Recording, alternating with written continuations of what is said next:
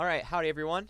This is a live update from Great Lakes Weather. The newest models just came out from the Storm Prediction Center and from quite a few of the other models as well. So we're going to look at all of those. Hopefully you're all able to see this. I'm trying a new different streaming service this time, so it's a little bit different. But anyways, we've got some weather on the way. Well, obviously tomorrow. So we're going to look at the models and figure out when exactly it's going to strike, the different variations in the models, because all of those have kind of a factor to play in how this storm's going to play out. Right now, there is a moderate risk of severe weather in Iowa. Here, it's not really a moderate risk. It's an enhanced risk in Indiana, and it's a slight risk in southern lower Michigan, and then a marginal risk pretty much everywhere else in the Great Lakes region. So, as of right now, we're not on the strongest portion of the system, but we are still expected to see some weather. So we are going to dive right into it right now. Let's back out of this. Boom. Boom. Let's pull it up. All right. So this is the latest models from the GFS. Before we get to that, I want to show you the current risk areas that are out there. So here is the first risk area right here. This is the day one convective outlook for today. This has just been updated as of 11:30, so it's fairly recent. Moderate risk of severe weather in northwestern Iowa, and then again most of this activity is staying off to the west for the day today, and it's going to basically stay that way until we get to later tonight, when the remnants of that are going to make it into our area. Those storms aren't expected to be really severe. Those are supposed to be the remnants that move through the area, the Great Lakes region. So those will be moving through tonight, and then we should have some partly cloudy skies tomorrow before the storms actually strike. And when that sun comes out, that's really going to have an influence on how much that impacts our area. So here is the risk: moderate, again, 15% hatched tornado risk, meaning that there's a good chance for some major tornadoes in that hatched area, significant wind speeds, and then the hail seems more of a primary factor in regards to this severe weather threat. It's going to be kind of similar to that when it gets to our area. Similar threats for severe weather. Oh, well, that's new. That wasn't there before. So there's now a moderate risk for southern Indiana, southern Illinois. That wasn't there when I checked it recently, so that's pretty brand new. So they have issued a moderate risk for the Mississippi River Valley. This includes northeastern Arkansas, southeastern Missouri, southern Illinois, southwestern Indiana. Southwest Indiana is really under the gun for that. More intense thunderstorm activity. Enhanced risk in parts of central and northern Indiana. Then they have extended that slight risk farther out to the east to include parts of western Ohio, that's called also the Cedarville region, and southern Michigan. So it looks like they have provided that recent update to the severe weather threat. Again, 15% risk area for tornadoes in southeastern Arkansas, even a 5% risk area for tornadoes in southern lower Michigan, north Indiana. That's where I'm targeting tomorrow for a potential chase day. That's going to be my area that I stick to. Again, it's local and it's kind of a not too far out. I don't trust my car to go any further, so we're going to stick with that region for potential for tornado development. So again, tornado development anywhere farther north is pretty low. The chance is pretty low. I don't expect it. The main threats from this system for most of the Great Lakes region is going to be damaging wind gusts and large hail. And again, potential for significant damaging winds once you get off to parts of western Indiana, southern lower Michigan, western Ohio. As I'm going through all of these, you are welcome to leave a comment if you have any questions. I am here to answer those questions that you may have. I can see all the comments here on this hub, so pretty much more of a damaging wind threat from this in the Great Lakes region over a tornado threat, but there is that tornado threat that still does exist. So that is the current outlook: moderate risk for severe weather potential in southern Indiana. The rest of us are kind of at a lower threat, and we'll see what they do with the later updates later on overnight tonight, which there will be another threat overnight tonight. So again, enhanced risk, really a measure of the potential for a widespread severe weather outbreak, not necessarily the measure of the severity of the storms.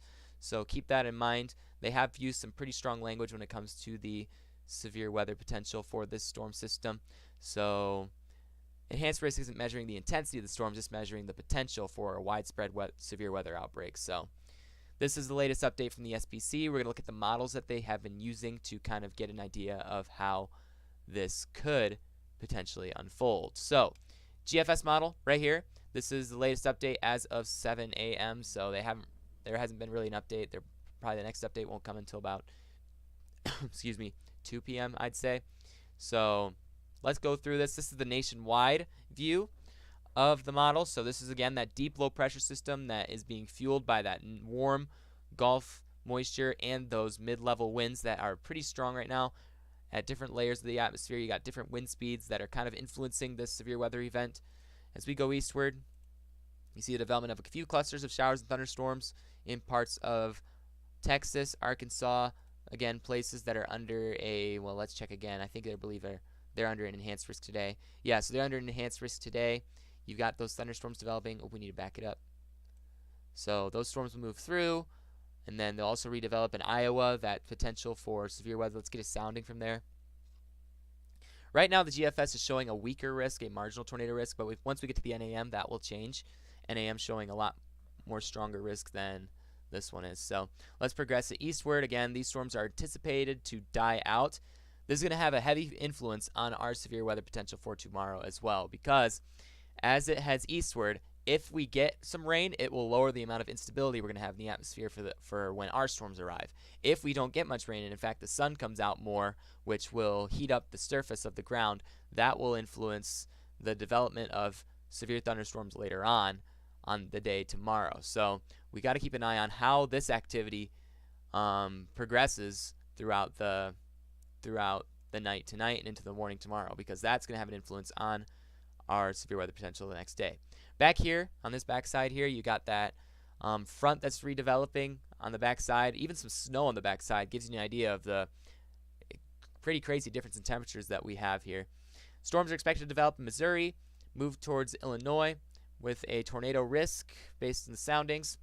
So progressing it eastward, oops, a little bit too far eastward, we get a development of a pretty well-defined line of strong thunderstorms, and again with a severe risk as well, progressing eastward, and then it turns to a pretty well-defined line of stronger thunderstorms as it moves into Ohio. The Cedarville area is going to see some nice storms from this as well, and then it begins to die out as it moves out of that favorable environment for severe weather that is fueled by those mid-level winds in the atmosphere. So moves out, we get a nice cold shot of air again back into the 40s, unfortunately, Thursday, Friday, and pretty much most of next week as well. It doesn't look like the weather's going to really change too much next week. This is going to be a pretty powerful storm that's going to pack a punch, and it's going to leave a mark for the next week as well. So that's what the GFS is showing for the nationwide models. Again, just giving you an idea of how those storms are going to unfold. Pretty well-defined line based on the GFS model.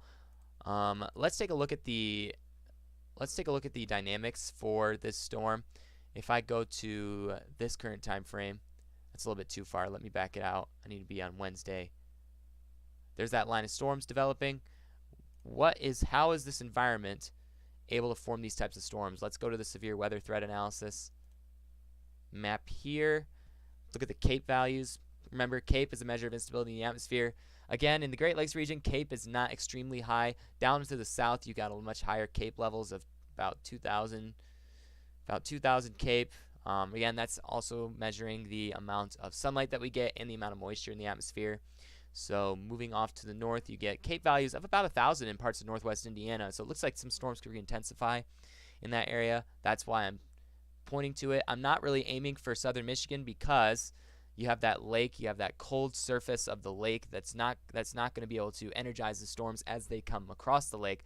So I'm not expecting storms to be extremely significant in parts of Michigan. As you get down to parts of where there's just going to be land in between Illinois and Indiana, that's the place that I want to pay attention to, because the storms can just continue to get that fuel from the uneven heating of the surface of the earth, and it's just going to continue to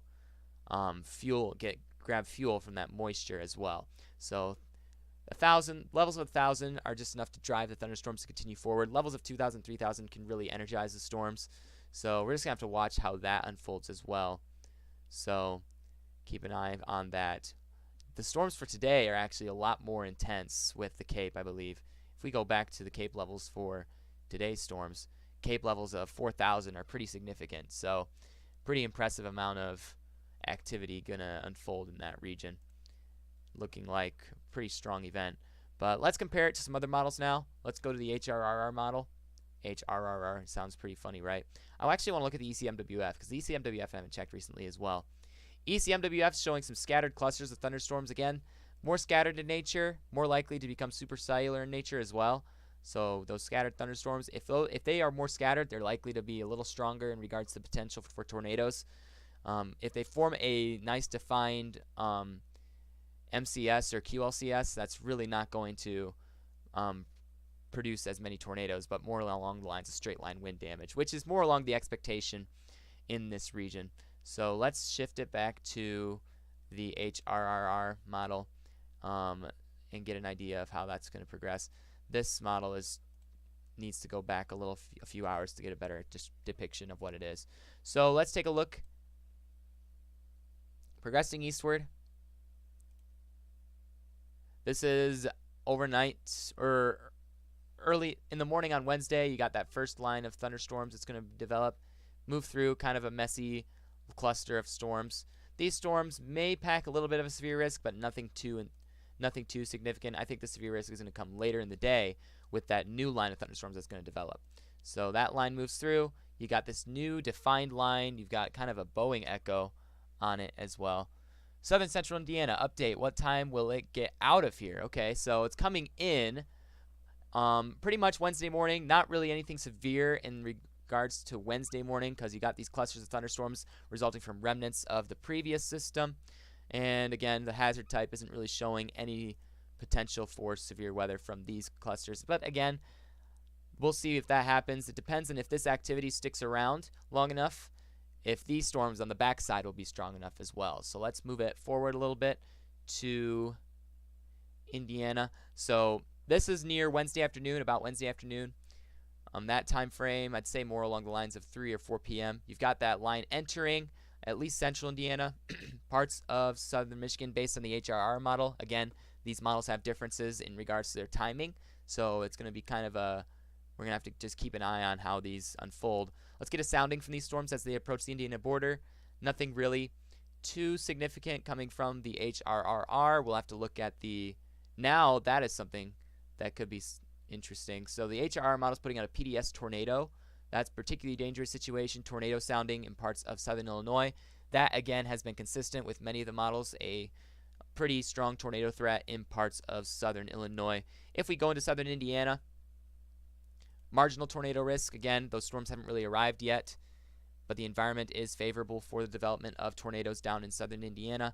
Again, keep an eye on where these pressure spots are. These pressure spots can really help us see where tornado potential might lie. Tornado potential here. What we look for on this photograph is this nice arc giving you how the winds are interacting with the atmosphere. You got that nice helical structure of the winds going through there.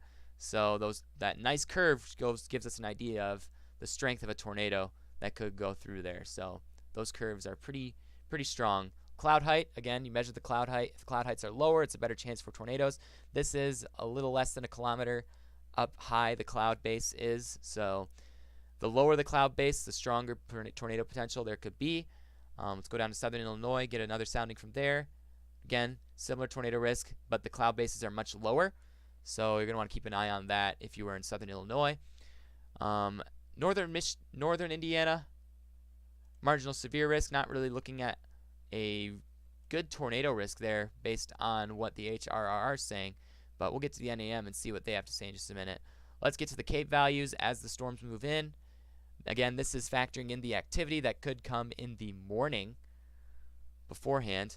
CAPE values of 600, just enough to keep the storms going. I wouldn't say that's enough to really keep them super strong. Southern Indiana, you've got CAPE values of 1,500, 1,600 in some spots. That could energize some storms to severe levels, given also the fact that we have SRH values that are pretty high. This is measuring the amount of spin in the atmosphere. Again, the spin is not as high in parts of western Michigan, northern Indiana, and then southern Indiana. However, you've got some pretty good spin in the atmosphere for tornado development. This spin in the atmosphere is what you're going to want to keep an eye on, because that will be the energy that enables to produce tornadoes. So more helicity in the atmosphere on the southern part of Indiana as well. That's why they're measuring that moderate risk area to that particular location. Supercell potential looking quite low in parts of Michigan and Indiana, and then a lot higher in southern Indiana. You can see why the Storm Prediction Center has put out that risk down towards Indiana, because that's really where the models are putting the best chance. So get a look at the reflectivity. Gives us a measurement of where tornadoes could drop, or where supercell structures could drop. Again, you've got more potential in these areas where the reflectivity is showing those nice trails of supercell structures. Those right there, you're gonna want to watch for potential tornadoes. Those lines right there, based on the given models. So progressing it, the storms can maintain strength once they get into Indiana as well. They're gonna be more in a linear mode though. You're about 50 miles south of Indianapolis. Let's see if we can get a view of that real quick. All right, so Indianapolis, let me get a good measurement of where it's at here. So you're kind of in central Indiana. Okay, so let's look at that here real quick. Central Indiana's right about here. You're right about here in this location. So just to give you an eyeball, let's do a forecast loop of it, of the storm as it moves through from the HRRR. Again, there's that line of potentially strong tornado development. That leading supercell right there could produce a very powerful tornado if it's just one lone supercell. So let's progress it forward. Again, those storms are going to die out most likely, but the activity will progress into the morning, it looks like, based on the current models. And then you've got that linear mode of storms that's going to progress through. Looks like more of a large hail damaging wind threat for you, I must say, in Indianapolis, but I couldn't rule out the potential for a isolated tornado as well, given that there is a good environment just to the south of you that could produce some stronger storms. So yeah, I would be watching the weather tomorrow if you live 50 miles south of Indianapolis, for sure. But let's compare the HRRR model to the NAM model. NAM, so this is more of a lower definition NAM model, but let's check it back real quick. Let's actually get a forecast loop, because forecast loop is a lot easier to examine here. All right, forecast loop going with the NAM. Again, showing very consistent with the HRR in that this linear line of storms is going to develop across Iowa.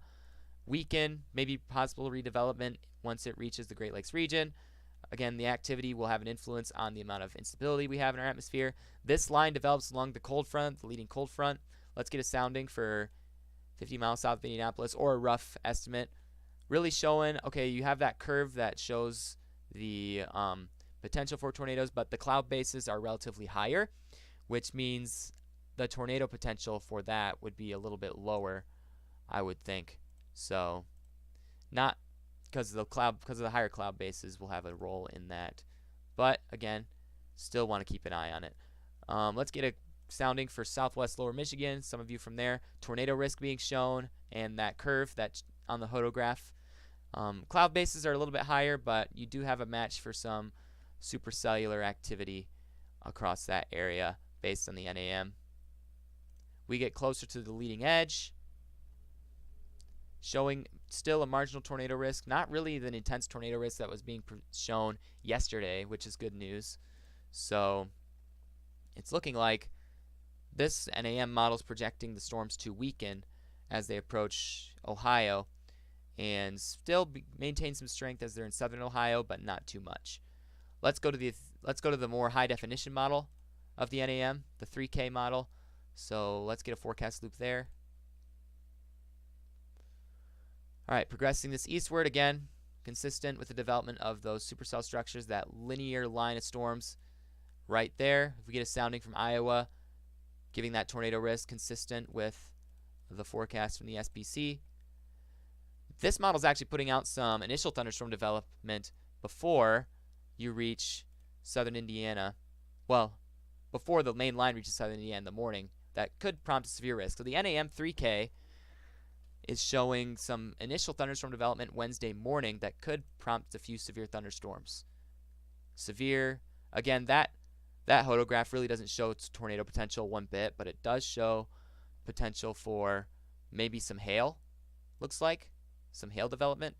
So that's going to be something to keep an eye on. This is the only model that's really showing that potential. But again, this model tends to be pretty trustworthy for this type of stuff. So progressing it northeastward, these storms will continue off to the northeastern portion of, then weakening as they go. In that morning, you don't really have that much energy because of the cooler temperatures. The sun's just beginning to rise. Didn't really take the energy in from the sun. So you got that cluster. This right here will have a major influence on the development of the line behind it, because this activity could lower the instability that you have down there. So let's get a sounding from this area. No severe weather risk based on that sounding there. This back here is really what's going to prompt the risk.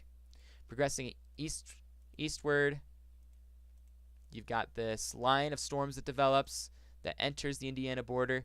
Let's take a look here at the sounding. Tornado risk. You go down to southern Illinois where the storms will approach southern Indiana shortly. That's another tornado risk. Cloud bases are actually quite low based on this graph here, and you got that nice curve on that Hodo graph that indicates the tornado potential there. So looking down, you got this low pressure system moving in. Let's progress the line a little bit further, really showing that this line is going to be rather scattered, which will prompt better tornado potential if this storm does remain scattered as it is. This linear line won't likely prompt anything significant, but as these storms move into southern Indiana,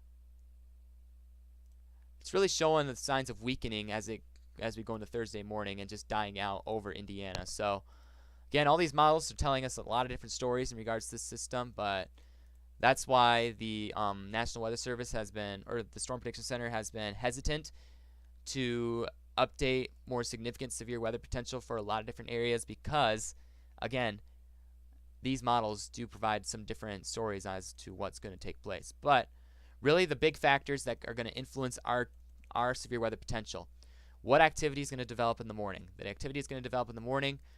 If this activity stays here for quite a while before the main line comes in, that's going to weaken the severe weather potential, given that it's going to take the instability out of the atmosphere. I want to take a look at the different layers of wind in the atmosphere, the mid-level winds associated with this system, because those mid-level winds are what are going to fuel stronger severe weather potential, because that will give the opportunity for the storm to lift up a lot of moisture into the atmosphere and heat. So you see, as the time these storms moving through, you've got some really good helicity, or some good winds coming from the south in the atmosphere that will really provide a lot of lift for those storms. So this is in the mid layers of the atmosphere. Let's go to the upper layers. 500 millibars. This would be more along the lines of the jet stream. Where's the jet stream at this time? Jet stream's not going to have a significant influence, but it will have an influence on the storm, because most of the storms will be out of the area by the time the jet hits the region. So this jet is actually going to bring in a nice cool trough into our area that's going to bring a lot cooler weather for most of our area. So the jet's going to pass through. It's going to bring some strong winds tomorrow too. Thursday, wind gusts of up to 40 miles per hour. So that's going to be something to be aware of. Surface level winds. Just take a look there. Progressing it. This is just above the surface of the atmosphere.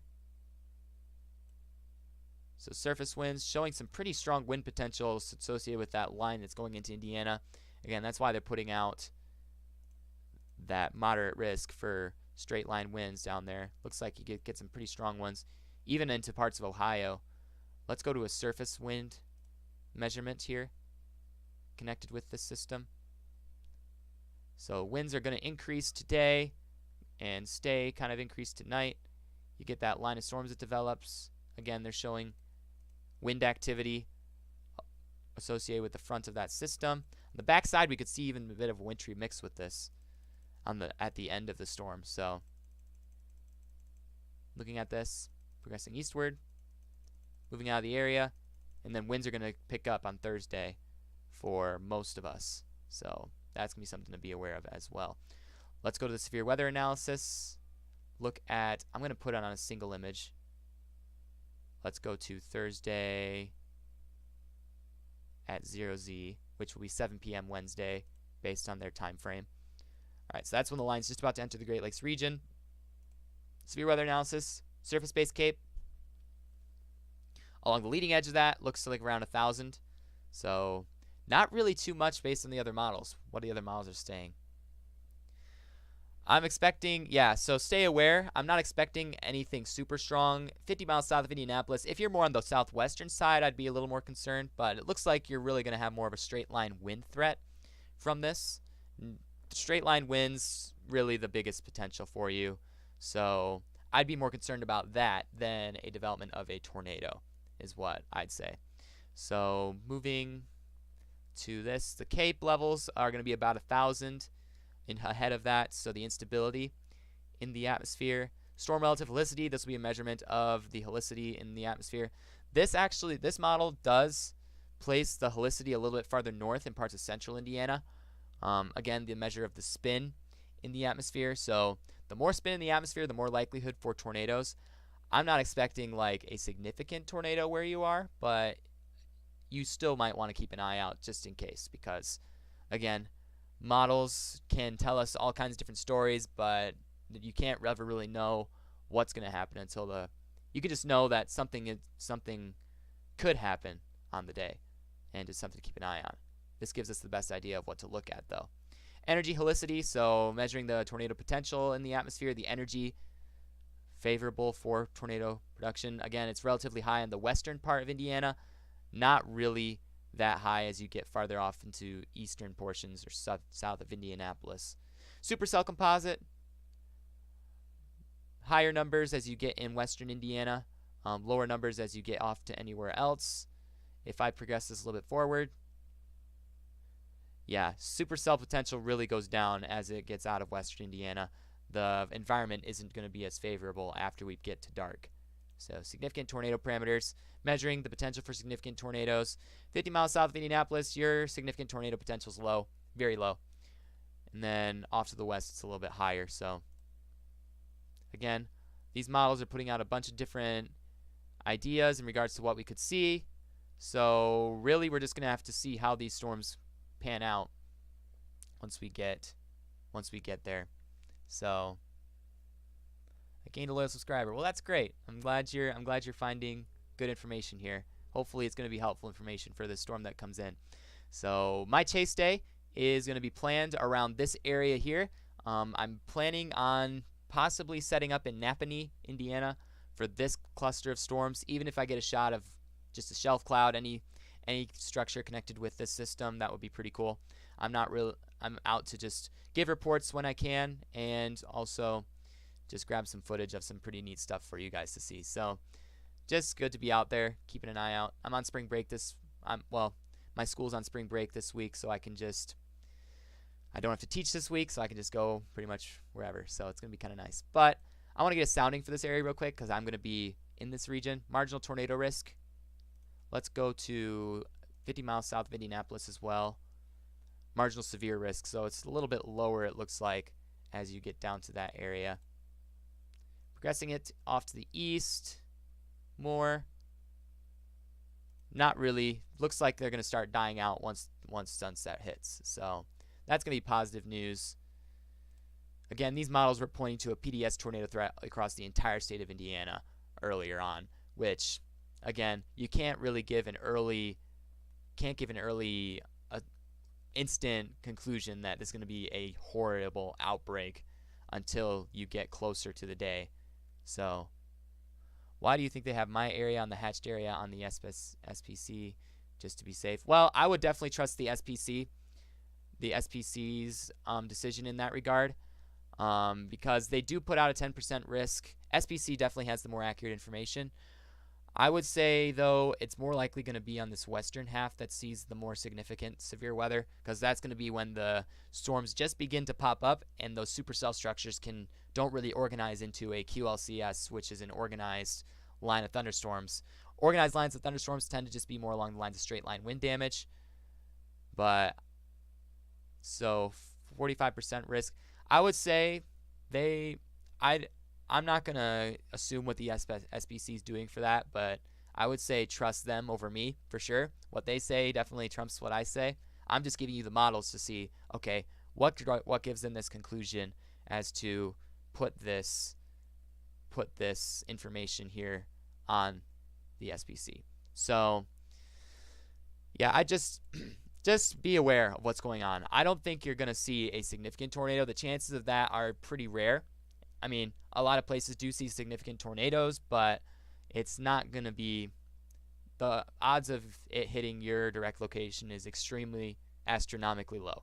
So just something to be aware of, though, in case the worst case scenario does come to your area. But yeah, again, these are all just predictions. I can't fully give you the exact surety of what's going to happen. So here is the composite reflectivity and the HRR putting out some tornado potential in south central Indiana. This is a little west of Indianapolis. I'm expecting this will likely die out, but looks like some of these storms do show some tornado potential along with it. So I will be tracking this pretty much all day tomorrow. If I see something that will impact Indianapolis, go ahead and check my website for my text notification system. You can text, I think it's here, I'll put it up above in my description here real quick. So text at GLWSWIN to 81010 to join the text notification service. If something does come that way, I will, actually it's not Southwest Indiana, sorry. It's GLW Indiana, I believe. NIN, sorry. I'm going to make sure I get this right. It's GLW NIN to 81010. This is for Northern Indiana, but if I'm going to have someone on Southern Indiana on the text notification system as well, I will send updates for the southern portion as well. So text that to 81010. You can get added to the text notification system, and I'll keep you updated on anything that is going to come. I'll try to publish another video update early in the morning once the newest models come out, and I'm going to try and keep things updated because it's probably one of the bigger threats we'll see this year. So not even before summer hits, and that's going to be interesting as well. So I think I'm going to end the live stream there. Hopefully whoever's been on watching this has gotten some beneficial information, and I'll continue to keep you updated, Kermit, on the potential for your area. And then just come back, for everyone that's viewing, just come back on later, and I will hopefully have some updates for you. So hopefully you can enjoy the rest of your evening and stay weather aware.